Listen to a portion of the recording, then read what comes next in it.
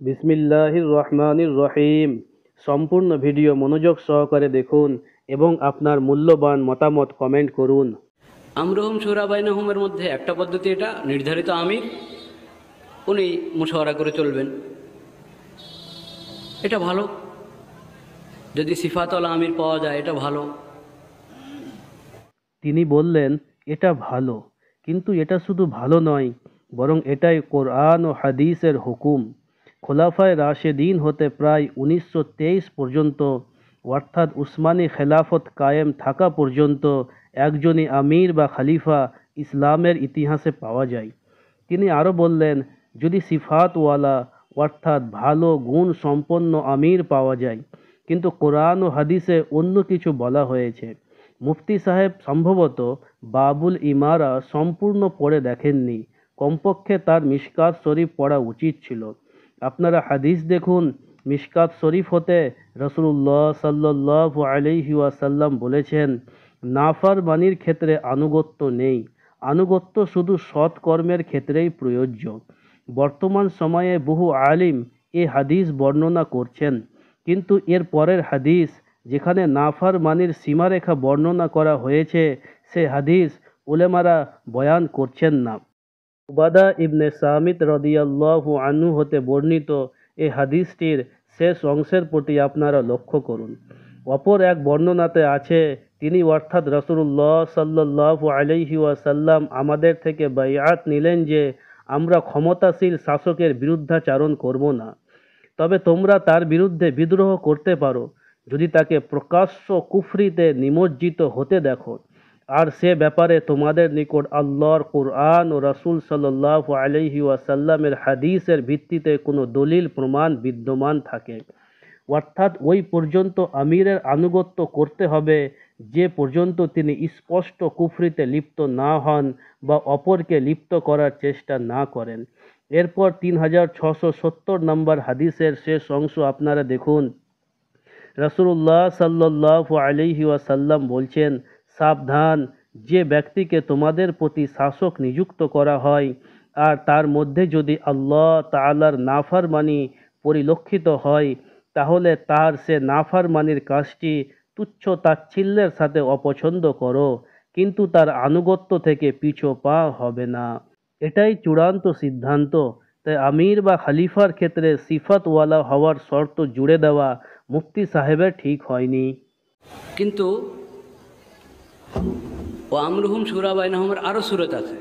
একটা সুরত হলো, সুরার নির্ধারিত আমির নাই, সুরা বসে, কোনো একজনকে ফয়সালা নির্ধারণ করে মুশাওয়ারা হয়, বা কয়েকজন ফয়সালা আছেন বাড়ি বাড়ি করে ওনারা ফয়সালা করেন।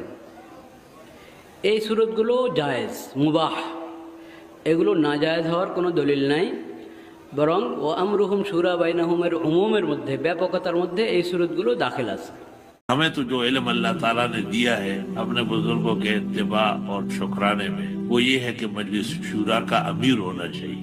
वशाविरहुम फिल अमर में पैगम्बर खुद अमीर है और सहाबा को मशावरती करार दे दिया।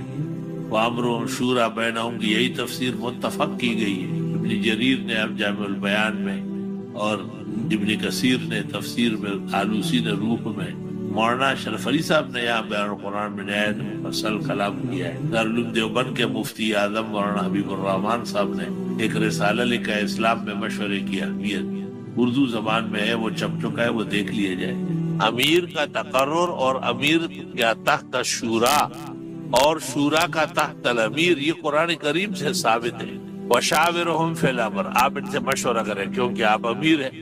फैजा आजम, तो जब फैसला करना फतवक्कल अल्लाह। वामरुहुम शूरा बैनहुम, उनका ये समझना कि शूरा बगैर अमीर के हो सकती है, ये ऐसा है जैसे कोई कहे कि दुल्हन बगैर दूल्हे की हो सकती है। कतन गलत। तमाम रिवायात अहकाम सुल्तानिया और जितने भी कज़ा और इफ्ता की किताबें हैं उन सब में है कि अमीर के लिए शूरा चाहिए, शूरा के लिए अमीर चाहिए। অথচ এই শুরাই নিজাম 1995-তে হজরত মৌলানা এনামুল হাসান রহমতুল্লাহ ইন্তেকালের পর থেকে ইয়া পর্যন্ত 1914 পর্যন্ত, হজরত জুবাইরুল হাসান রহমতুল্লাহ ইন্তেকাল পর্যন্ত এই তরিকা চলেছে। কোনোদিন মৌলানা সাদ সাহেব বলেন না যে এই পদ্ধতি এটা হারাম, নাজায়েজ, বা এটা ইহুদি নাসারার পদ্ধতি, এটা ফিতনায় খবিসা, না মৌলানা সাদ সাহেব বলেছেন, না ওনার কোনো ভক্ত মুরিদ বলেছেন। আপনি বললেন জুবাইর সাহেবের ইন্তেকাল পর্যন্ত এ তরিকা অর্থাৎ সুরাই নিজাম চলেছে। এখন আমাদের প্রশ্ন হচ্ছে 2014 সাল পর্যন্ত কতজন বেঁচে ছিলেন 1995-এ তৈরি সুরার সদস্য? মাত্র 3 জন। ভারতে 2 জন, হযরত সাদ, হযরত জুবাইর, পাকিস্তানে হাজি সাহেব। 7 জন 1995 থেকে 2014-র মধ্যে ইন্তেকাল করেন। সুরা পূর্ণ করার খেয়াল তখন সুরাওয়ালাদের আসেনি কেন?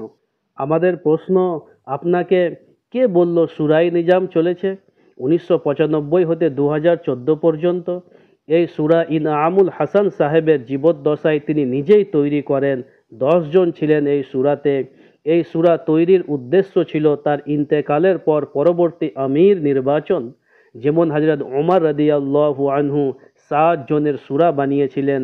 হযরত ওমর রাদিয়াল্লাহু আনহু এর সুরা তার ইন্তেকালের পর একজন আমির নির্বাচন করে নেয়। ঠিক তেমনি ইনআম সাহেবের ইন্তেকালের পর তার তৈরি করা সুরার 9 জন সদস্য আমির নির্বাচন করার জন্য নিজামুদ্দিনে জমা হয়। একজন ভিসা না পাওয়ায় অনুপস্থিত ছিলেন। মিয়াজি মেহরাব ফাইসাল নিযুক্ত হন। একজন আমির নির্বাচন করার জন্য 3 দিন মশওয়ারা চলতে থাকে। সিদ্ধান্ত নেওয়া মুশকিল হয়, ফলে 3 জন আমির নির্বাচন করা হয়। 1 নম্বর ইজহারুল হাসান সাহেব, 2 নম্বর জুবাইর সাহেব, 3 নম্বর সাদ সাহেব। এই সিদ্ধান্ত শুনে হযরত আশিক ইলাহি মদনী রহমতুল্লাহি আলাইহি বলেছিলেন, আমির তো এক হি হোনা চাহিয়ে। 1995 এর পর কয়েক বছরের মধ্যে ইজহারুল হাসান সাহেব ইন্তেকাল করেন। 2014-তে জুবাইর সাহেব ইন্তেকাল করেন।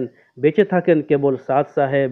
তাই আমরা বলি, হযরত জি সাদ সাহাব আমির বনে नहीं, আমির বচে है। আমাদের প্রশ্ন হচ্ছে 10 জনের এই সুরা 1995 এর পর আর কতবার মশওয়ারার জন্য একত্রিত হয়েছে? কি করে আপনি বললেন সুরাই নিজামে কাজ চলছে? প্রতি মশওয়ারায় 3টি দেশের লোক কি করে একত্রিত হবেন? আরও প্রশ্ন হচ্ছে, আপনাদের আলামী অর্থাৎ বিশ্ব সুরায় ভারত, পাকিস্তান ও বাংলাদেশ ছাড়া আর কোনো দেশের সদস্য নেই কেন? 3 দেশ নিয়ে সারা বিশ্বের সুরা তৈরি হয় কিভাবে? হযরত জি সাদ সাহেবের কথা হলো, প্রতি দেশের নিজস্ব সুরা হবে। আমাদের ভারতের সুরা আছে। ইব্রাহিম দেওলা আহমদ লাট সাহেব ভারতের সুরার সদস্য। তাদের নামও আছে, সইও আছে। হযরত জি বলেন, हमारे यहाँ आलमी शुरा नहीं है, आलमी मशवरा है। মানে নির্ধারিত একজন আমির না থেকে যদি সুরাই নিজামে পরিচালিত হয়, বারে বারে করে ফয়সাল পরিবর্তন হবে, বা কোনো নির্ধারিত ফয়সাল থাকবেই না, মজলিসে বসে একজনকে ওই মজলিসের ফয়সাল তাইন করা হবে, প্রথমে মশওয়ারা করে উনি ফয়সালা করবেন, ওই ফয়সালা সবাই মেনে চলবে। প্রশ্ন হচ্ছে, যদি এইভাবে বাইতুল মুকাররমের খতিব নির্বাচন করা হয়, প্রত্যেক জুমার দিন একজন নতুন ব্যক্তিকে খতিব বানানো হয়, যদি এইভাবে 40 দিন 4 মাসের জামায়াতের আমির নির্বাচন করা হয়, যদি এইভাবে প্রতি মিটিং বা মশওয়ারায় মাদ্রাসার মুহতামিম পরিবর্তন করা হয়, যদি এইভাবে প্রতি পার্লামেন্টের বৈঠকের দিন প্রধানমন্ত্রী বা স্পিকার পরিবর্তন করা হয়, আপনার প্রতি আমাদের আরও প্রশ্ন হচ্ছে, আপনার এই সব ইসলামিক কথার দলিল কি? বয়ান করে যাচ্ছেন, না কোরআনের আয়াত পড়ছেন আর না কোনো সহি হাদিস। আপনার প্রতি আমাদের সর্বশেষ প্রশ্ন হচ্ছে, সুরাই নিজামের শরঈ হাইসিয়ত বর্ণনা করুন কোরআন, হাদিস ও সাহাবাদের সিরত হতে। মনে রাখবেন, শরঈ হাইসিয়ত ইন্তেজামি হাইসিয়ত নয়। বর্তমান সুরাই নিজাম হলো কোনো নির্দিষ্ট আমির হবে না, প্রত্যেক মশওয়ারায় ফাইসাল বানানো হবে। অধিকাংশের মতামতের উপর ভিত্তিতে ফয়সলা বা সিদ্ধান্ত গ্রহণ করা হবে।